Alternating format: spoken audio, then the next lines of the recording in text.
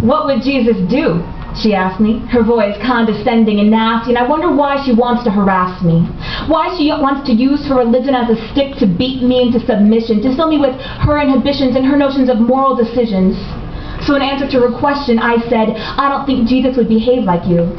In fact, if the Savior were here today, he would not be in your churches built to honor the almighty dollar. He would be preaching in the ghetto, teaching children to take the pain they've learned and the hate they've endured and let it go. He would be in Africa getting AIDS medication for the poor, raising awareness for the genocide in Darfur. He would be in Palestine with the refugees and go visit the Israelis and get on his knees before their temple. So if you're not hearing me, let me make this simple.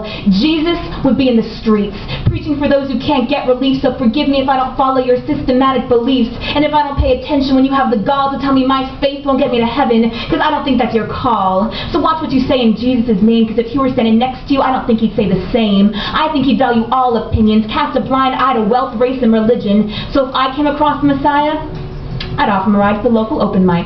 And I think he'd like what we had to say, whether the speaker was a devout believer or an atheist, whether the poem was inspired by a higher power or just performed for personal glory, as long as it told a righteous story, as long as we spoke from the heart and didn't lace it with apologies for our individuality. And then after the poetry, I think Jesus would invite us out for some drinks.